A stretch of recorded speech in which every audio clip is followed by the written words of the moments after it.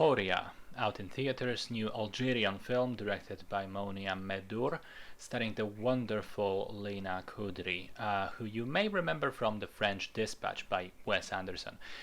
This film is a drama about a young ballet dancer living in Algeria, dreaming of a better life through her career, that one day gets assaulted and robbed during the night, and in the process, she gets one of her legs seriously injured, and also she suffers severe psychological trauma, which leads to her ceasing to speak.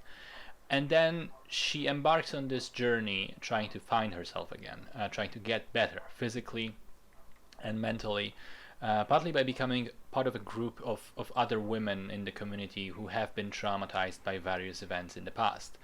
So, really, what the film then becomes about is, in a wide sense, the plight of women in Algerian society, not even purely because of the culture, but even more so as a result of the country's tumultuous history, the war that was tearing it apart not that long ago, and then some of the men who were, active criminals during that war becoming pardoned and continuing to live their lives as free men in society, stomping out women as if they're nothing.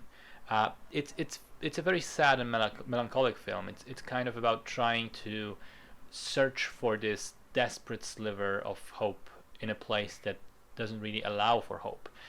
There are moments in it when you think things may change. You think some of these characters will find their little corners of happiness, but time and again the world around them puts out or tries to put out that flame of hope. And so it might seem it becomes a pessimistic film, but I think it's not. I think it ends up being defiant in the end, more than anything else. The women in it choose to stand against their circumstances, refusing to give up and bow down to their fate.